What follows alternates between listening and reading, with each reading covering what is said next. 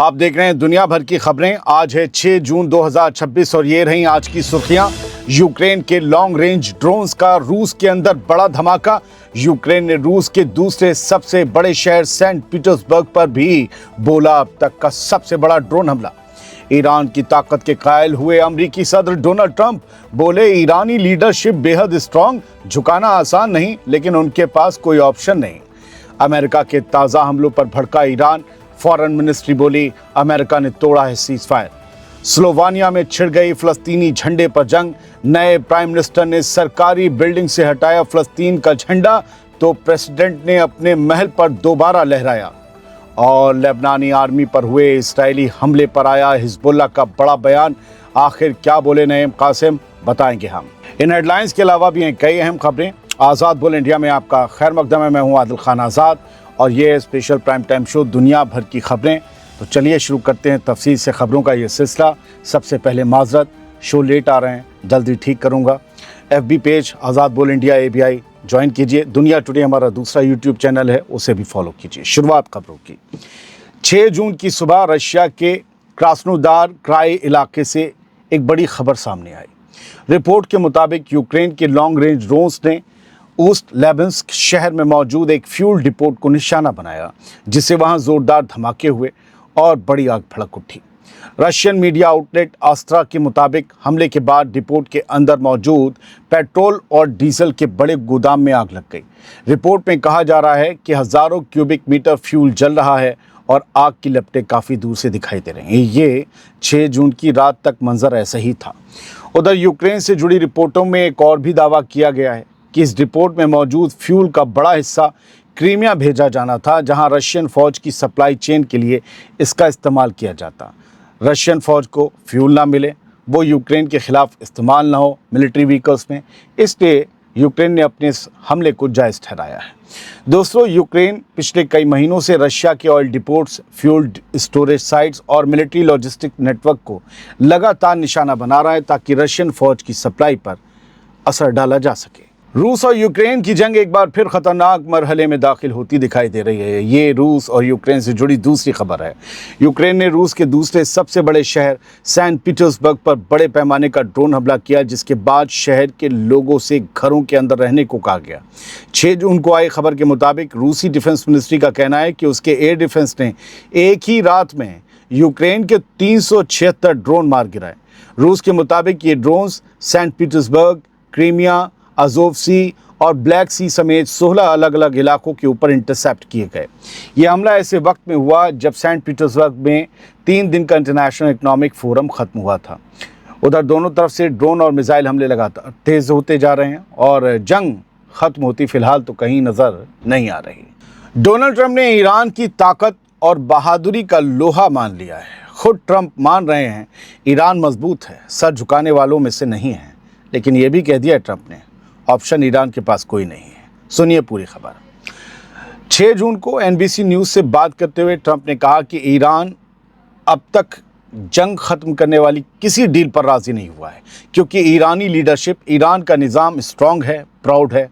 दोस्तों, ट्रंप ने ये कहा कि वो मजबूत हैं, ईरानी मजबूत हैं, उन्हें अपने ऊपर फ़ख्र है। ऐसी कई बातें हैं जिन्हें करने के बारे में उन्होंने कभी नहीं सोचा था, लेकिन अब उन्हें करना पड़ सकता है। ये आखिरी लाइन समझे, सुनिए क्या कहा है। ट्रंप ने ये कहा है साथ ही कि आखिरकार ईरान के पास किसी एग्रीमेंट को साइन करने के अलावा कोई रास्ता नहीं बचेगा। यानी ईरान को कोई ऑप्शन नहीं मिलेगा, एग्रीमेंट तो साइन करना पड़ेगा, डील करनी पड़ेगी, मगर इस पूरी प्रोसेस में वक्त लग रहा है, ये ट्रंप ने कहा। दोस्तों, ये बयान ऐसे वक्त में आया है जब अमेरिका और ईरान के बीच जंग, सीज फायर और पॉसिबल डील को लेकर लगातार खबरें रोज़ कलाबाजियां खा रही, कभी इधर कभी उधर।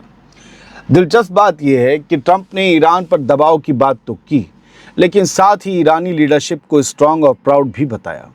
यानी ट्रंप खुद ये तस्लीम करते दिखाई दे रहे हैं कि ईरान अभी भी दबाव के बावजूद अपनी शर्तों, अपने मौक़िफ़ पर डटा हुआ है।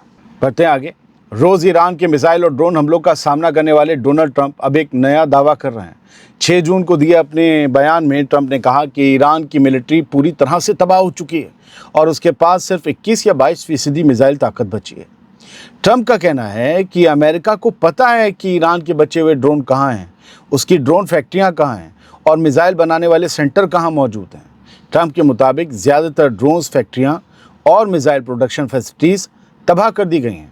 दिलचस्प बात यह है दोस्तों कि जब ट्रंप से पूछा गया कि क्या उन्हें ठीक ठीक मालूम है कि ईरान के पास कितनी मिसाइलें और ड्रोन्स बाकी हैं, तो उन्होंने कहा कि वो एग्जैक्ट तादाद बताना नहीं चाहते। क्यों? नहीं बताया। हालांकि ट्रंप का ये दावा ऐसे वक्त में सामने आया है जब हालिया दिनों में ईरान की तरफ से लगातार मिसाइल और ड्रोन ऑपरेशंस की खबरें आती रही हैं। 6 जून को भी 6 जून लगते ही जैसे अमेरिका ने हमला किया, ईरान ने भी शहर में, कुवैत में और बहरीन में अमेरिकी अड्डों पर मिसाइलें बरसा दी। और यही ट्रंप कहते हैं कि मिसाइलें उनकी हथियार ख़त्म हो गए। यही वजह है कि ट्रंप का ये बयान नई बहस को जन्म दे रहा है। अगर वाकई ईरान के पास सिर्फ 21% मिसाइल ताकत बची है तो फिर अमेरिका और इसराइल बार बार ईरान के साथ किसी समझौते की बात क्यों कर रहे हैं? करें हमला और जीत लें, फतह कर लें। और अगर ईरान के पास लड़ने की ताकत लगभग ख़त्म हो चुकी है तो फिर हर दूसरे दिन ईरान के हमलों और जवाबी कार्रवाइयों की खबरें कहाँ से आ रही हैं कि ईरान झोड़ कर मिसाइल मार रहा है। यानी 6 जून का ये ट्रंप का बयान जितने जवाब देता है उससे कहीं ज़्यादा सवाल खड़े कर रहा है, और सवाल हमने पूछ डाले हैं। आगे बढ़ें, एक और खबर लेते हैं। ईरान ने अमेरिका पर एक बार फिर सीज फायर तोड़ने का इल्ज़ाम लगाया है। ईरान की फॉरेन मिनिस्ट्री ने कहा है कि 6 जून को हुए अमरीकी हमलों में ईरान की रडार और कोस्टल मॉनिटरिंग फैसिलिटीज़ को निशाना बनाया गया, जो अप्रैल में हुए सीज फायर की खुली खिलाफ वर्जी है। यानी ईरान कह रहा है कि अमेरिका लगातार सीज फायर वायलेट कर रहा है।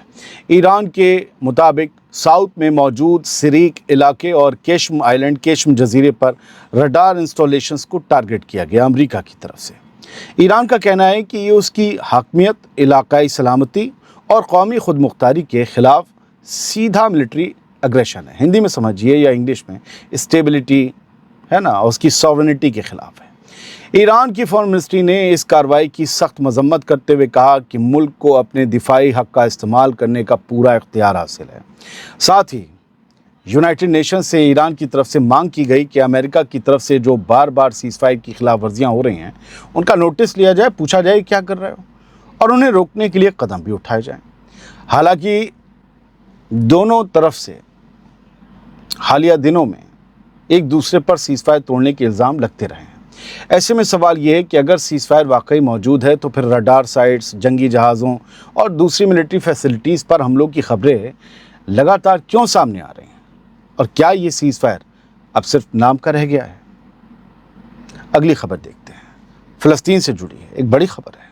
स्लोवेनिया नाम का एक मुल्क है जहां फ़लस्तीन का झंडा हटाया गया, लेकिन कुछ ही घंटों बाद प्रेसिडेंशियल पैलेस पर फिर से लहरा दिया गया।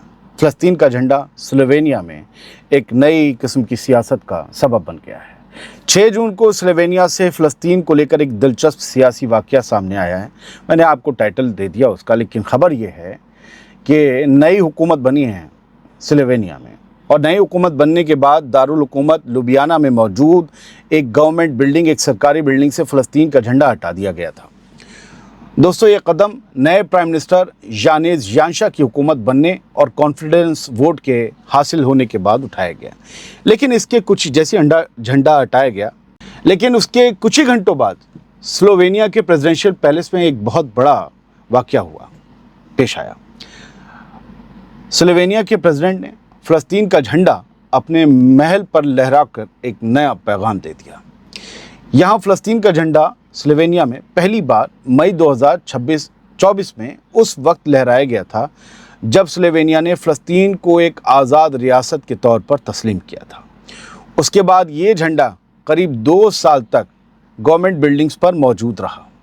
यानी स्लोवेनिया के अंदर फ़लस्तीन को लेकर अब नई हुकूमत और प्रेसिडेंशियल पैलेस के बीच अलग अलग मौक़िफ़ खुलकर सामने आते दिखाई दे रहे हैं। एक झंडा हटा रहे हैं प्राइम मिनिस्टर, प्रेसिडेंट झंडा लगा रहे हैं।